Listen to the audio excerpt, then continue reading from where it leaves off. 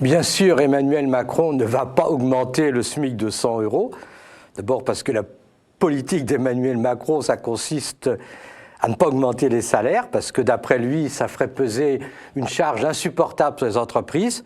Donc ce que Macron va faire, c'est que d'une part, le SMIC va augmenter normalement parce qu'il y a eu une inflation, disons grosso modo d'une vingtaine d'euros, et pour le reste, il va augmenter la prime d'activité, donc qui ne va pas peser sur les entreprises, qui va peser donc sur les contribuables, si on peut dire, sachant par ailleurs que beaucoup de personnes au SMIC ne touchent pas la prime d'activité parce que c'est par exemple des femmes dont le mari a un salaire un peu plus correct et donc la mesure ne bénéficiera qu'à une petite partie des travailleurs au SMIC.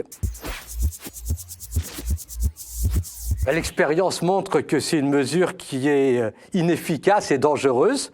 D'abord, c'est une mesure dangereuse parce que ça incite les entreprises à utiliser plus d'heures supplémentaires, donc à faire travailler plus les travailleurs qui ont déjà un emploi et non pas à embaucher, alors que la priorité, ça devrait être naturellement d'embaucher, d'inciter les entreprises à embaucher. Et par ailleurs, une fois de plus, c'est une mesure qui va peser sur la protection sociale, puisque les heures supplémentaires ne rapporteront plus de cotisations, donc ça va aggraver les difficultés financières de la sécurité sociale. Et il faut dire aussi que comme il n'y aura pas de cotisation, il n'y aura pas de droit à retraite pour les travailleurs qui font des heures supplémentaires.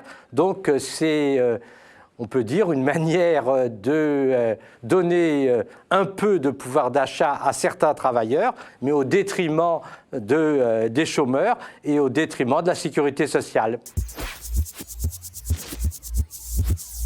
Évidemment, compte tenu des mouvements en cours, forcément, le gouvernement devait lâcher un peu de lest. Donc, il maintient la grande idée, on a réduit les impôts sur les riches, ce n'est pas négociable, on ne touche pas la flat tax, on ne touche pas à la suppression de l'ISF. Il maintient l'idée qu'il ne faut absolument pas faire payer les entreprises. Normalement, c'est les entreprises qui payent les salaires. Là, il n'est pas question de toucher les entreprises. Donc l'idée, c'est à court terme, compte tenu de la pression populaire, on va accepter d'avoir une douzaine de milliards de déficit en plus. Et puis, comme l'a si bien dit Bruno Le Maire, ces 12 milliards, il va falloir les récupérer sur les dépenses publiques et sur les dépenses sociales, ce qui est également contradictoire avec ce que demandent les mouvements populaires qui veulent plus de dépenses sociales, plus de retraites par exemple, et puis qui veut des services publics de qualité. Il n'y a pas de miracle. Hein.